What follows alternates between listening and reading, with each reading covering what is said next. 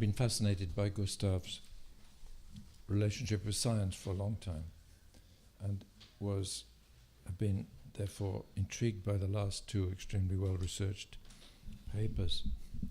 Gustav and I exchanged many ideas during 1965 and 1966. I met him in 1965. And I chaired well over half the papers of Dias and discussed the ideas about Dias and so on. And also kept and still have probably, I suppose, the biggest collection of documents, the biggest archive in the world of destruction in art, mostly from the Dias, 1966, which I mean to try and scan so that they can be more easily handled rather than beginning to wear out. The Dias event consisted of a number of, the Dias event was backed by a number of people on a committee.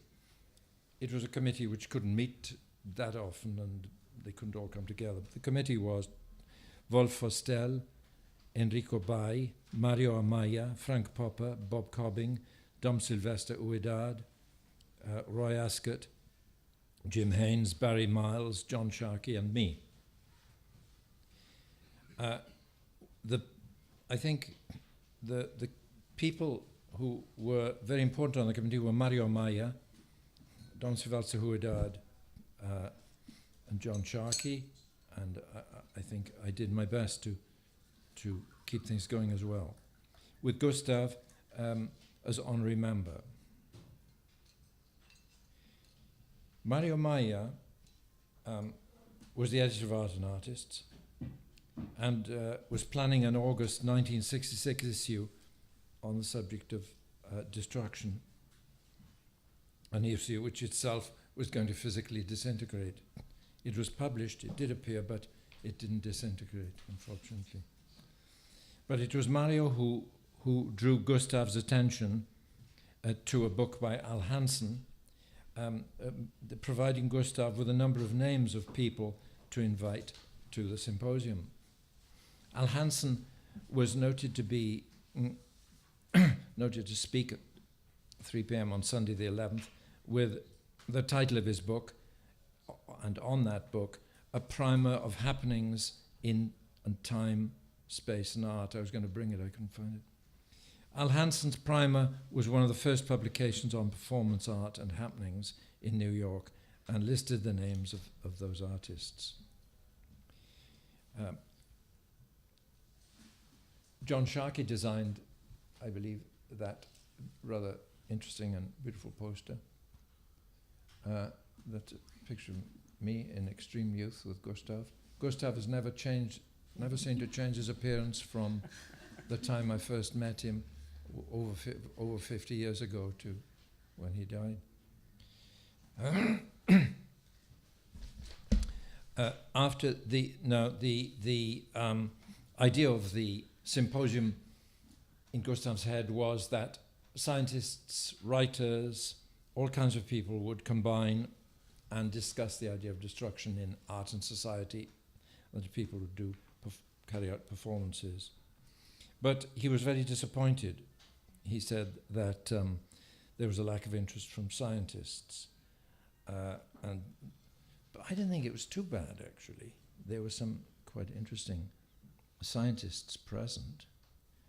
Gustav, at the beginning of the conference, at the beginning of the Destruction Art Symposium, I introduced it, gave a history of destruction from mostly the 19th century, but also earlier up to the destruction in art. Gustav discussed science and technology, not necessarily condemning them like William Morris. I'm quoting from notes that I took while he spoke, but wishing to find a solution. He observed scientists pursuing death and proposed that a scientific study of science should take place.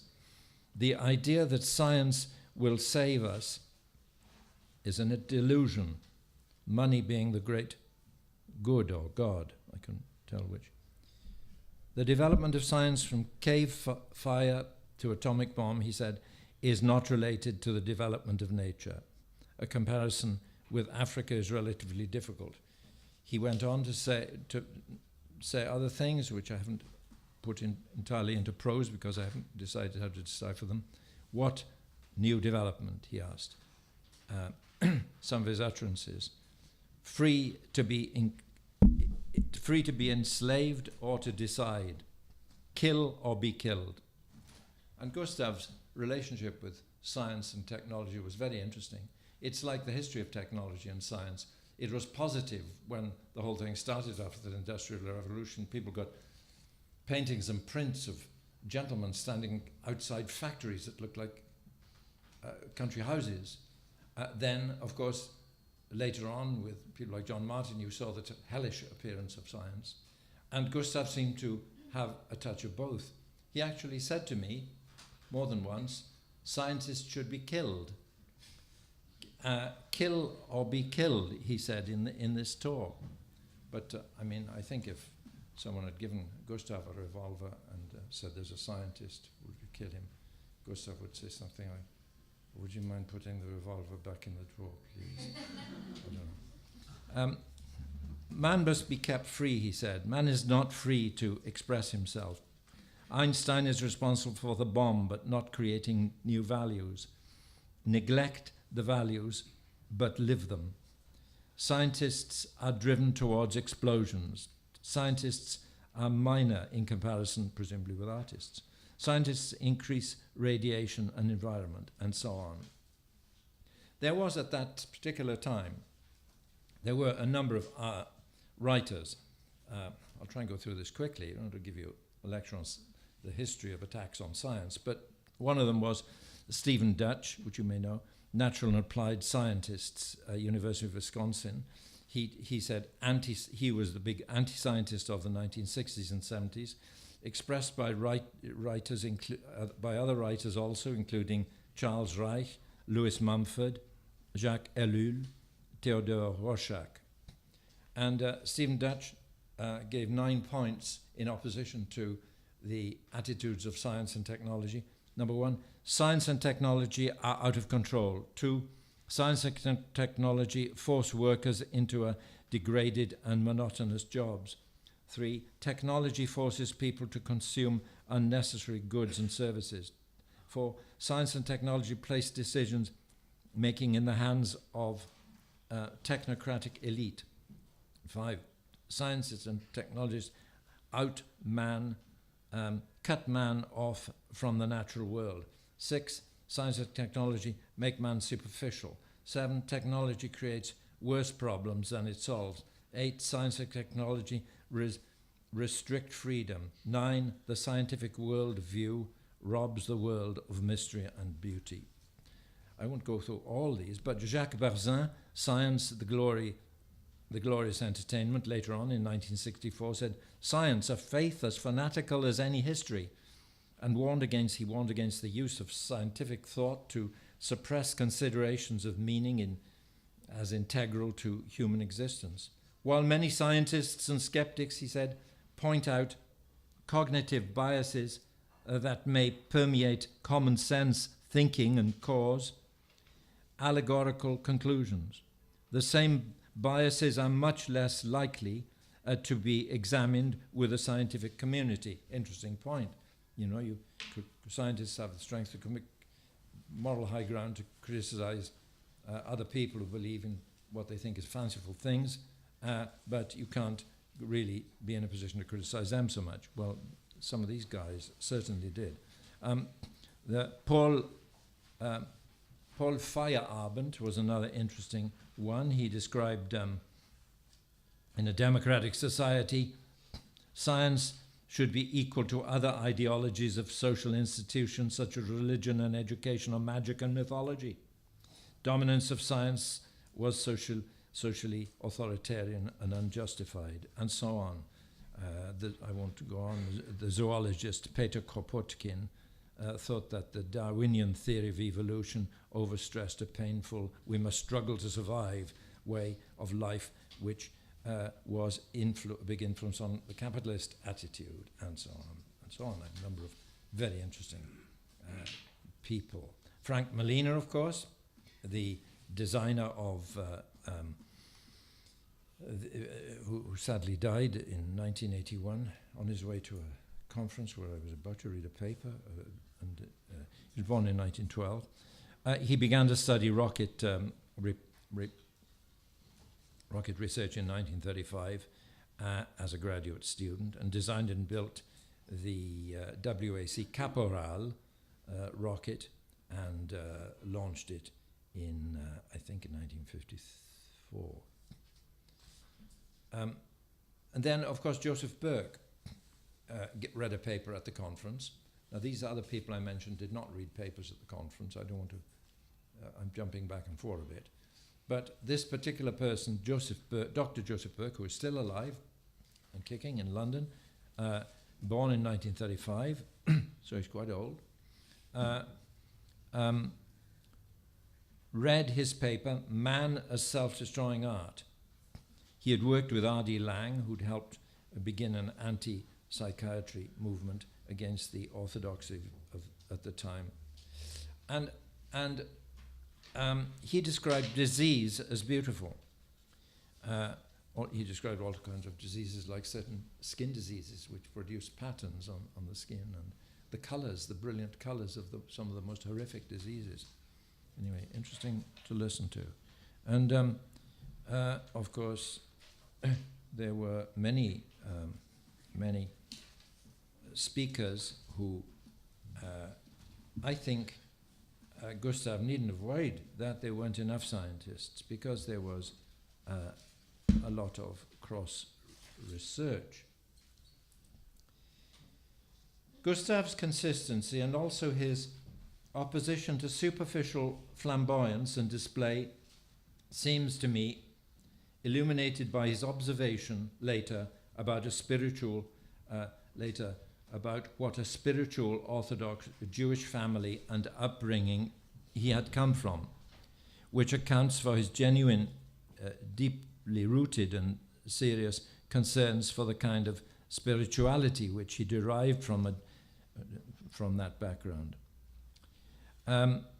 When I began to write a PhD at Edinburgh in the early 70s, I recognized his affinity with many Russian poets and artists of the 1910s, such as Velimir Khlebnikov,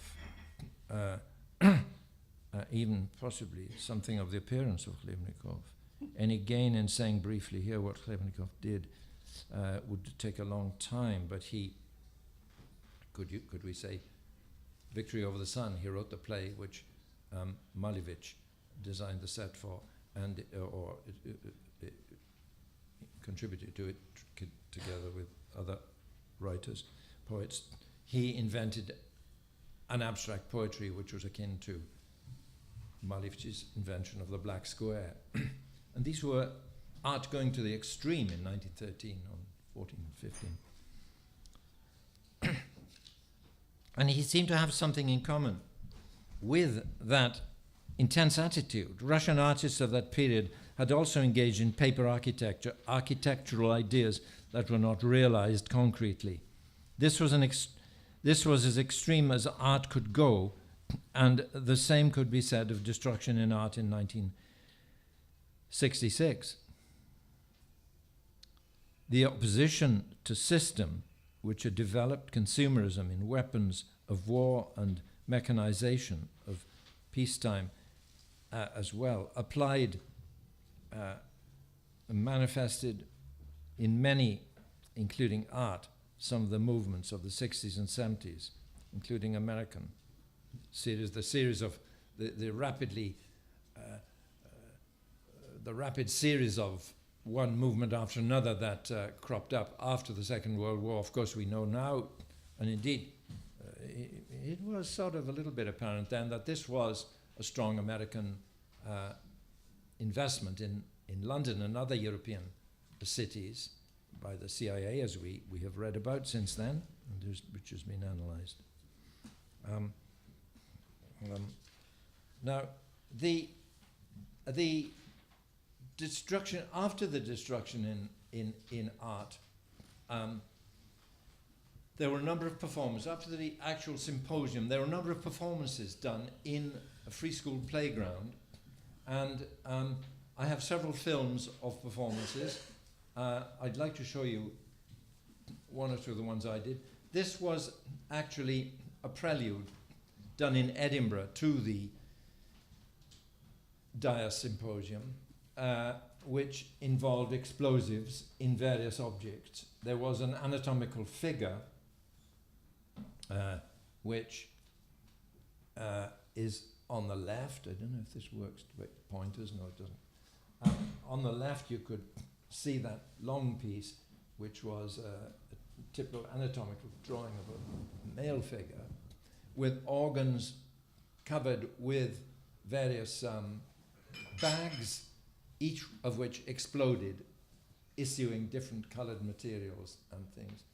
And these were detonated systematically by me kneeling there. And that was a kind of beginning of a series. This is the, I sent there are about 5 handouts. I didn't realize so many people would be here, but I hope you got some of them. One of them is this photograph of participants. You might think they were all men, but I you know, that's worrying. But there were several really powerful women involved in that Destruction Art Symposium. It just happened they were doing something different on that day, take my word for it. One of them was Barbara Gladstone, of course, the formerly dancer, who now runs a gallery in New York. Another was Susan Kahn, who was a composer and who took part in a performance of which I have no record. The best performance that I did, but I had no record of it, in which she and another woman called Jamila King, who was an anti-apartheid person, participated, breaking bottles of South African wine filled with blood. But there's no time to go into the whole story of that. I've written it up. So they were Yoko Ono, of course, but she's not in this picture. I'm the callow-looking person in a shirt in the middle. And the whole of the whole series of events formed not a movement or anything like that. These people we had mostly never met before. Maybe that's why it worked in a way. There was a sense of competition, a sense of slight resentment and jealousy. Gustav was extremely nervous throughout the whole time, particularly when I was detonating explosives. But he did record, I'm proud to say, that he thought I was the first person in Britain to use explosives in performance of that sort. I'd been using them before coming to this. I'd be interested if you knew someone else who had been using them, indeed. But they were mostly fairly systematic performances. The piece, the anatomical figure at the top, I took to the free school playground from Edinburgh on the train with explosives in it. And the picture of the Robert Mitchum at the top, giant picture of him, is pure coincidence. It's the first big picture I could find, but in very early teens, I thought that's how one ought to look. I thought he was pretty smart. And the other objects all contain explosives. Peter Wheeler is in the window at the top. He was one of my students who came to the symposium as a representative of the Dutch provost, a big white bicycle person. I'm so sorry that the white bikes have disappeared from the Netherlands and appeared in other. I'm glad they've appeared in other places, though. And I normally do not want to. I did not want to appear in the performances. I wanted to stand back like someone directing a film, but Tom Picton, the photographer, persuaded me to stay in the window long enough for him to photograph me.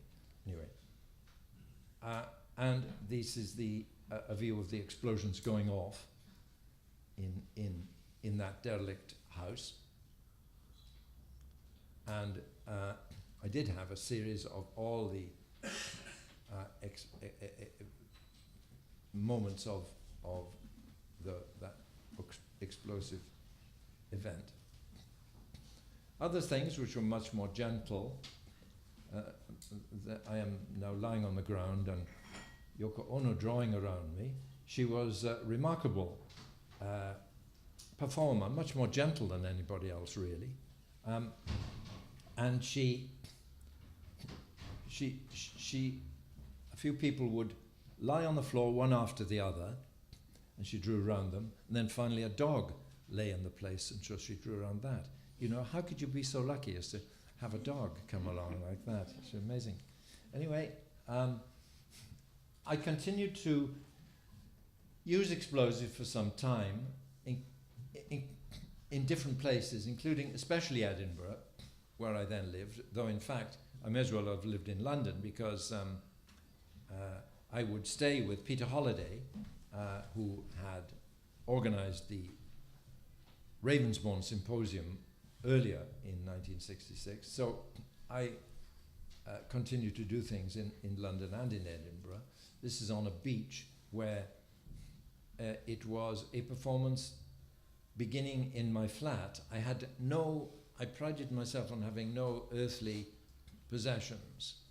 I only had a door as a table, but I would invite people to dinner, and they would eat on the door. And then one day I said, don't clear the things away. You were kind, but don't clear them away. Glue them to the door.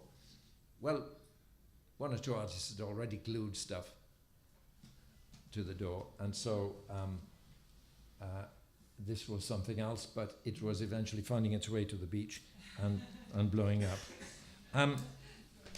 And now I just want to say that obviously one could go on for a long time, but that in his last years, in his last months, I suppose, I tried to reassure Gustav and visit him, well, not often enough, but as often as I could, that he had done something extremely important in his life that people appreciated.